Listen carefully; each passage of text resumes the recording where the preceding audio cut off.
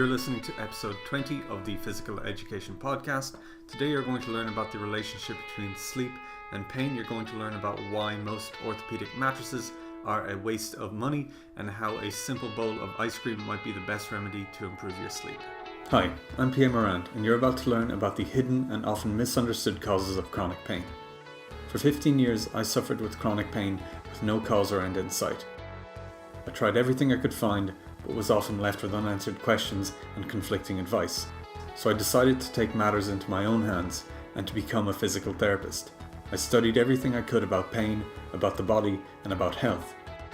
Along the way, I realized that the solutions to my pain and health issues were within me. I didn't need someone to fix me. I needed to reclaim ownership of my body and fix myself. More importantly, I needed to fix myself while honoring and understanding my body's own wisdom and capacity for self-healing.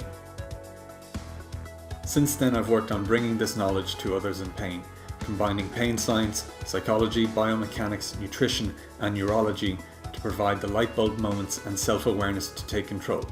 Because eventually most people in pain realize they need to understand the bigger picture of what causes chronic pain. The purpose of this podcast is to help you see and navigate that bigger picture so that you can finally reclaim control of your health and overcome pain once and for all. Hi folks, in this episode I'm going to be looking at the topic of sleep as it relates to pain. Now I want to give a brief overview of why sleep is so important. Now just to make sure you cover the basics, but most of all I want to dispel some myths about sleep and pain and also share a different perspective on how to improve your sleep quality. So hopefully you're already aware of the benefits of sleep. Hopefully you realize its importance and that it underpins good health. As far as I can tell, sleep quality it's one of the most important aspects of one's health. It may even surpass the importance of things like nutrition and hydration. That's up for debate, but in any case, it's up there as one of the top mediators of health. So if you're not working on or considering your sleep quality, I would say start right now, because I can't stress how essentially pointless so many other interventions are until sleep is addressed. So chiropractic, physiotherapy, foam rolling, all these things, all these interventions, all these pills that you can buy, unless your sleep is optimized, I think you're wasting your time oftentimes. So why are other interventions pointless if sleep isn't addressed? And that's a valid question. And it's because, as I've touched on in previous episodes, our primary goal in resolving chronic pain should be to reduce and resolve the issue of chronic physiological stress. So our body has a great chance of doing this while we sleep. Good sleep is essentially a good opportunity for healing and self-regulation, whereas poor sleep is a missed opportunity for healing, and it also then adds to the overall burden on the body, which in turn perpetuates this cycle of chronic physiological stress. So you can kind of think of sleep as setting a foundation for what your body is capable of doing. And like I said, focusing on foam rolling, going to the chiropractor, getting acupuncture treatments. And that's not, I don't mean to pick on those things, they're just convenient examples, but any kind of therapies that you can get, focusing on those while ignoring your sleep quality it's like buying a chandelier for the house that you haven't even built yet. So like I said, I'm not going to go into why sleep is so beneficial. I think that's been covered many times, and I don't think I can really add anything particularly meaningful to that pool of information. So if you'd like to go deeper into the exact benefits of sleep, into the science and all that, I'd highly recommend checking out Matthew Walker on the Joe Rogan podcast. And he's been on a number of podcasts, but that's just the one I've listened to. For now, what I'll do is I'll leave you with this quote from Mr. Walker. And he says, "If we all slept enough, our healthcare burden would plummet. We would have better mental health and fewer suicides. Our business would be more productive. Global economies would be healthier. Our roads would be safer. And our children would be smarter. Sleep is the very best health insurance policy you could ever wish for." So, like I said, I would highly recommend you listen to Matthew Walker. He also has a book I forget the name, but you'll find it easily on Amazon and that. But check him out on Joe Rogan or any of his other podcast appearances, as particularly the Joe Rogan one was truly an eye-opening discussion, even if you're familiar with the benefits of sleep, which was my case. I knew a lot about sleep. I was familiar with all that, but when I saw the episode, but I was still shocked at the information he was sharing. Okay, now let's look at aspects of sleep that relate to pain. A really common concern that people in pain have, particularly people with back pain, is whether they're sleeping in the right position or they have the right mattress or the right pillow for their issue. They're concerned that the position they're in might be putting their bodies out of alignment. And if you look online, you'll find tons and tons of images that depict the alignment of the spine as it's influenced by your mattress or your choice of sleep position. So you could go into anywhere that sells furniture and you'll see a picture of someone's spine and the curve of the mattress and how it's special and how this other lesser mattress will create pain. So here's why this kind of information is so unhelpful and in some cases actually quite detrimental to your health.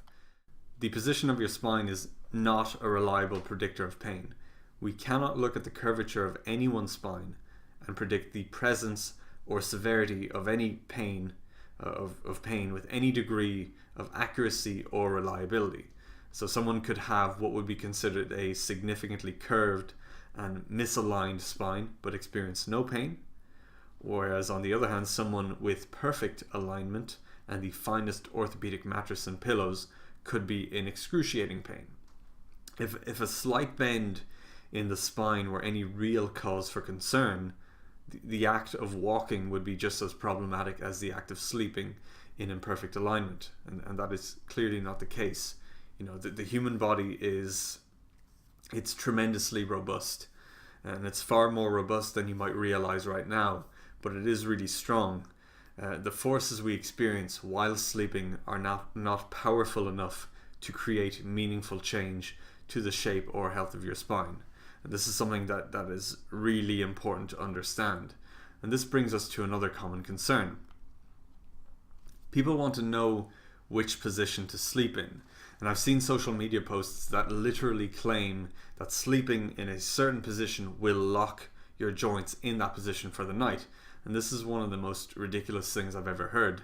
And I'll let you debunk this for yourself. You can simply ask yourself, if you move while you sleep, do you ever wake up in a different position from the one you went to sleep in? And do you ever change positions as you're falling asleep? And hopefully this should be obvious to you. Obviously we move while we sleep. We move unconsciously as our bodies find comfort in whatever way it feels at that point. And it's so odd to think that your body can be locked in a bad position while you sleep. That same body would keep you locked in a position, and it's the same body that keeps you alive unconsciously while you sleep, that keeps you breathing, that keeps your heart beating, that keeps everything working automatically. But somehow the position that you fall asleep in is outside of your body's control and you're forced to suffer the consequences.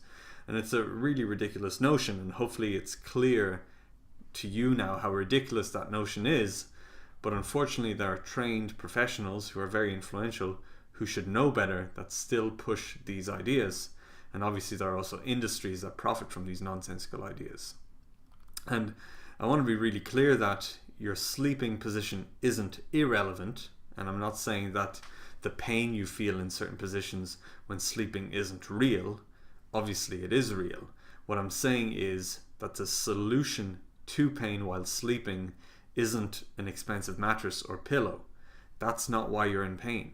You're not in pain because you have a deficiency in orthopedic pillows in your life. You're likely in pain because you're unable to relax and feel safe in your sleeping positions.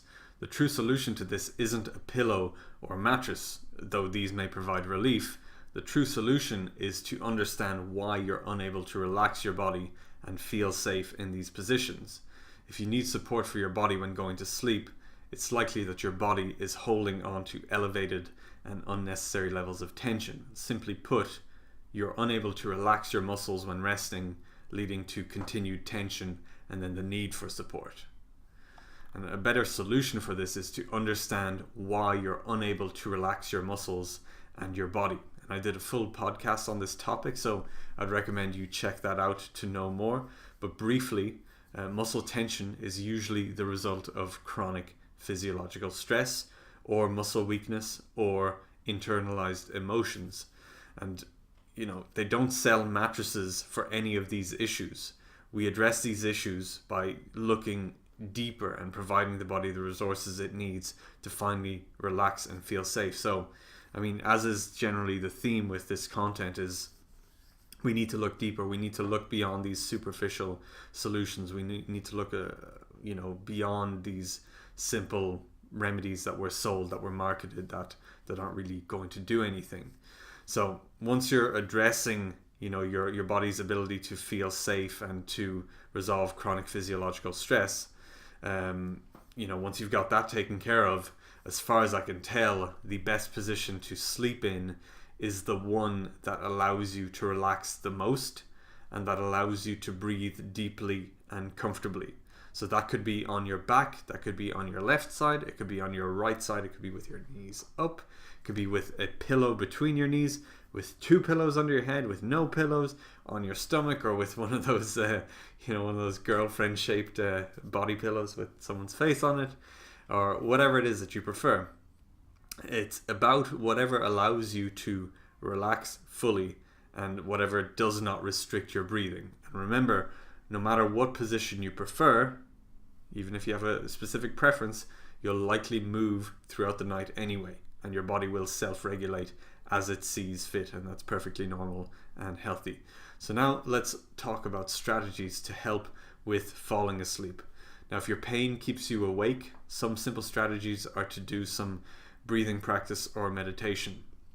So you can learn how to breathe deeply and relax fully. That would be one of my biggest recommendations. Learn to breathe deeply and to relax fully. Master your breathing in order to confidently create a state of rest and digest, which is also known as a state of healing. Things like a gentle mobility routine may also be beneficial, something that gets you moving in a safe and pain-free way, but without energizing you too much. So somatic style movements can be particularly good for this, as they couple well with slow breathing. And my personal favorite is the arch and flatten move from Hana Somatics, and it's particularly good for low back pain. And as always, don't worry about if you don't know what these are. You'll find resources and exercise suggestions in the show notes.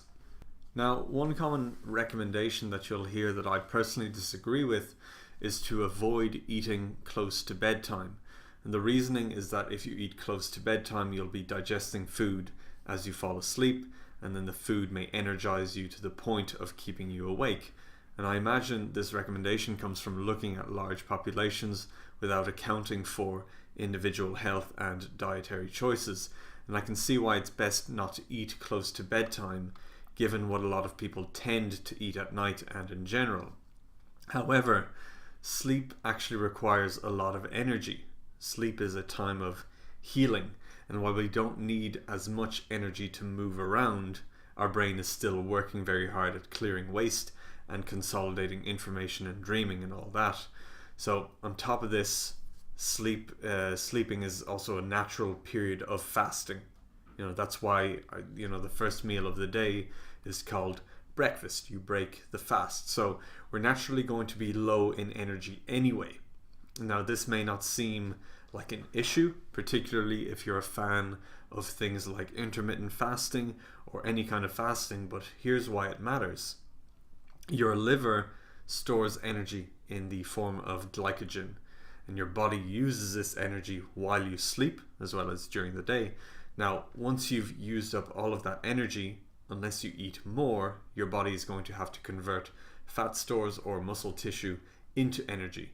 Again, this may seem fine, and it can be very useful in times of survival, but it requires the release of stress hormones. So once your body runs out of its glycogen stores, you're now running on stress hormones, which are going to disrupt your sleep and increase your likelihood of feeling pain. This is why many people wake up in the middle of the night, often consistently at consistent times, and usually around 3 or 4 in the morning. And this is when these stress hormones will naturally increase as a result of the light cycle. So if things are running perfectly, your liver can more easily store enough glycogen to get you through the night without stress hormones. However, as stress levels increase, your ability to store glycogen in your liver decreases.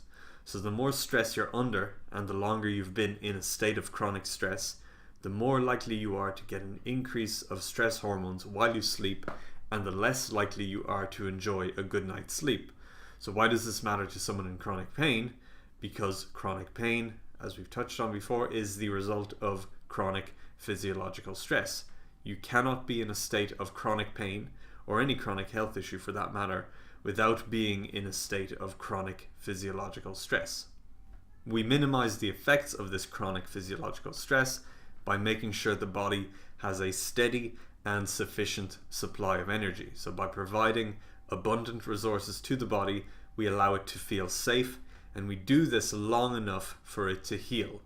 So once it feels safe, once it's out of this sort of survival mode, it can begin to heal and grow. And you can think of it this way: if you're fighting for your life and doing whatever you can to get through each day, you're not going to have the time or the resources or even the inspiration to create something better, to invent something, to produce ideas and things that have use beyond your immediate survival.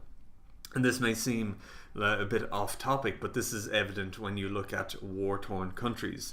The latest technological and societal advancements aren't coming from war-torn countries. They're usually coming from prosperous countries where there's a high quality of living. And this obviously, that's a tangent, and you can talk about that, and it's not a judgment of anything one way or the other. But the point is, when we're in this survival mode, we can't really grow, we can't really build onto these other things because we're surviving. And that's what's happening to people in these war-torn countries. They're just trying to get by, and they're not going to be producing, the next iPhone or the next internet or whatever it is. So, like I said, I don't want to get too off topic, but hopefully you see the point that I'm making. So back to this issue of chronic physiological stress. So we need to minimize stress and optimize liver health to ensure that we sleep well. And you can do this by including easy to digest foods as a snack close to bedtime. And these will provide convenient energy for your liver and also won't be sitting in your stomach for long periods of time, which is obviously the concern that the mainstream would have in terms of eating close to bedtime. So simple options that you can eat before bedtime are things like ripe fruit or high quality juices that provide carbohydrates for the liver, and adding things like salt may also be beneficial. That can be quite individual, and then combining the fruit with a protein source may also work. Now, nutrition is very, very individual, so you'll have to experiment with this. Some things that you should consider are that foods with high fiber content may actually irritate the gut as you're falling asleep, and that can cause an increase in stress hormones. So there's with that in mind, there's this distinction between eating an apple versus drinking apple juice, because obviously the apple is going to have a high fiber content, and that may actually irritate your gut, which leads to a release of stress hormones. So that's worth considering. So before sleep, you may be better off going for the apple juice in that instance. Now, personally, I eat a big enough but easily digestible snack before I go to bed, and that's what I've found to be the most beneficial. I had particularly significant improvements to my sleep quality when I made sure that I was eating close to bedtime, but I was also eating foods that I personally could digest. Now, my personal favorite is high quality vanilla ice cream. So high quality vanilla ice cream would have no added gums and no unnecessary ingredients. So good quality vanilla ice cream should have no more than about 5 ingredients, and it should be something that you could actually have made 100 years ago if you had the means to freeze something. So it's actually quite a healthy food. So I would tend to have either ice cream with applesauce, homemade applesauce, stewed apples, or a strawberry jelly, which is fruit and gelatin, which is a form of protein. And so this snack is it's delicious. I find it delicious. So there's an enjoyment there. There's a reward. There's a something that I look forward to. It's very pleasant, but then it's also easy for me to digest. I mean, it's generally something that should be easy to digest across the board, but some people have individual differences, so you'll have to play around with that if you want to try it. And most of all, it provides the convenient carbs, easy to digest carbs, but there's also some protein and there's also some fat, so you're getting a nice complete meal, so to speak. And I'll also add a couple of shakes of salt onto that too. But like I said, with this you want to experiment with different types of snacks. Go for something that provides carbs. I think that's the most important, and then things that don't create any digestive symptoms, and then try and make it something that you enjoy. So other suggestions that you could try are things like milk and honey, cheese and fruit, a fruit jelly, because like I said, they combine mostly that carb source from fruits, and there'll be a protein there, or there'll be some salt, there'll be some fat, and it's very easy to digest.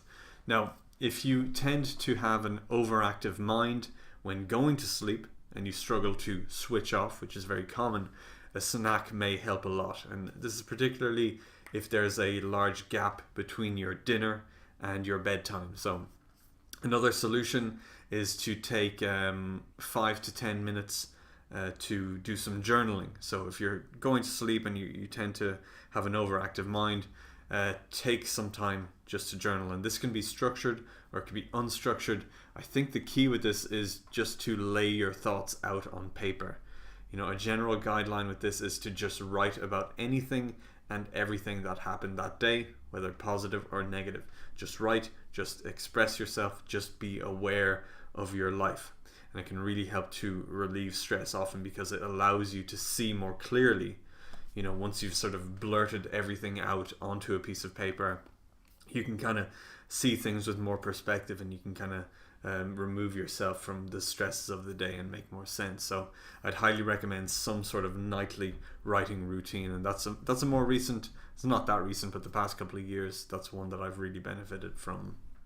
Another similar exercise is to practice gratitude, and you may have heard this one before, and I've kind of known about gratitude as this general recommendation that's good.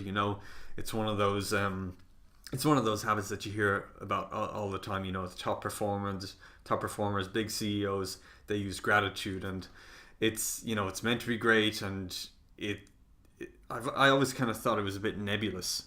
I just didn't really get it. Okay, yeah, I see the value in focusing on the positive. But it was recently, I actually listened to a podcast by a woman called Sandra Ray that I just started following. She's actually local, which is cool. It's nice to hear people who have good information, who are from where you're from. But that's a tangent anyway, so don't worry about that. But I came across this podcast, and she kind of explained that gratitude wasn't so much just about saying what you're grateful for, but it's very much about feeling it. You need to truly, deeply realize how lucky you are to have the things that you have, to have food on the table, to have a roof over your head, to have whatever it is that you have in your life that many people take for granted. I think the practice is about elevating your current state. It's not so much about thinking about what's positive. It's about bringing yourself physically, this whole body sensation, into a better place. You're changing your physiology, and you're setting yourself up for healing and growth. So as you're experiencing that gratitude, not just saying it, you're experiencing it, you're changing your physiology, you're setting the stage for healing and for positive hormones and all that kind of stuff. And I'm going to do a separate podcast on this to better explain this concept and the value I see in it. So for now, I won't go any further, but consider incorporating a few moments of deep, sort of body-wide gratitude at the end of the day, and end the day on this positive note, and let your body drift to sleep with this great sense and deep sense of gratitude. Now, the next solution I'd recommend is to reduce and manage artificial light sources and electronic use close to bedtime. So your phones, your computers, all that kind of stuff. It's pretty simple. Basically, artificial light signals to your body that it's daytime. So if your body gets a sense of what time of day it is based on the light that it perceives. But the sun goes down, and your physiology should be changing as a response to this. But the artificial light from your phone, from screens, even from the lights in your home, these lights are disrupting this natural process. So it's affecting your hormones, and it's affecting your natural hormone cycle. And it can be kind of hard to really realize how much of an effect this has. But quite an intense experiment you could try is to, just for one evening, just once, use no electricity whatsoever. So go about your evening. You can do it by candlelight, because there apparently is a difference between the light from fire and the light from artificial sources. So you could use candles, but just go about your evening. No screens, no bulbs, no LED bulbs, anything like that. Use candlelight if you need to. And what you'll find is that you will just find yourself getting sleepier far earlier, and you'll go to bed far sooner than you would have otherwise, and you'll actually get a great night's sleep. So that's a really nice way of giving you this stark contrast of how completely different your body clock responds when it can do what you arguably have evolved to do. Now, obviously that's hard to do. It's hard to not use electricity and things like that, and I don't know that you need to stop using electricity. I wouldn't say that. So a more practical solution to this is to reduce the brightness on your screens. So you can do that manually on your phone. You can install filtering apps on devices. So there's things like Flux. Most, I think, iPhones now have inbuilt, I think it's called Nighttime or Nightlight or something. It'll be easy enough to find. You can Google it, and it's all going to be in the show notes. Anyway, so that would be a really good thing to do. I have it on my computer here. I have it on my phone. Now, another thing you can do, because you can't necessarily do that to your television, and also you can't necessarily do that to the lights that you use in your home. So what you can do is you can buy a pair of blue blocking glasses, and you can get ones that, so they're essentially normal glasses. The frames are normal, but the lenses filter out the light. And you can get ones that look like you're just wearing a normal pair of glasses. There's actually an Irish company called Amber Eyewear, and they make good ones that I personally use. There are also then the more hardcore ones that make you look a bit less cool, but they give you a lot more protection. So they're going to be usually an orange lens or a yellow lens, and they look, you can usually instantly tell that they are blue blocking glasses. But what they're going to do is they're going to give you a lot more protection from the harsh blue light that we want to avoid late in the day. Now, other simple things you can do are to make sure your Wi-Fi is turned off while you sleep. You can put your phone on flight mode. What I do is my phone's on flight mode. I don't get any notifications, but there's also, even if it's on silent, there's nothing going to my phone. It's not able to receive or transmit anything. And then generally switch off any electronics that may be close to you while you sleep. And I noticed that with my new phone, the charger actually, once the phone is fully charged, it actually makes a lot of noise, and it sounds, I don't know what it is, but it doesn't sound healthy. And I noticed that I wasn't sleeping as well days when I was charging my phone. So what I do is I'll make sure the phone is fully charged before I go to sleep. I won't charge it next to my bed. And this is obviously just the electricity from the charger itself, and I don't know the ins and outs of that, but it does turn out that some people can be really, really sensitive to electromagnetic frequencies, and obviously it's something that you're not going to realize, because electromagnetic frequencies are everywhere, and they are influencing you to varying degrees, but you can't see them, and you can't necessarily feel them in the way that you can feel someone touching you. But they are ubiquitous and can very easily be a concern for your health. So again, it's one of those things that you could try. Make sure there's no electronics in your room. Make sure you have an analog alarm clock or whatever it is, so you've got nothing that could potentially be sensitizing you or stressing your body out in ways that you can't necessarily notice, and you'll likely find that your sleep improves. Now, The next thing you should do is to make sure you have a dark bedroom. This is a big one for me. Ideally, you would get things like blackout curtains, if possible. That's the ideal. Now, if these aren't feasible, which is the case for me, I can't have blackout curtains at the moment. A good eye mask can be really beneficial. Now, I recently bought the Manta sleep eye mask. So if you're watching the video, you'll see it, but I'll describe it. So it's this. You probably see it on social media. They're doing a lot of marketing, so that's how I heard about it. See pictures of it, and this has actually really improved my sleep. And I'd been using one of these crappy old eye masks, the basic ones, the standard ones that you get on an airplane. They're very thin, but they do the trick. They block out the light to a certain extent.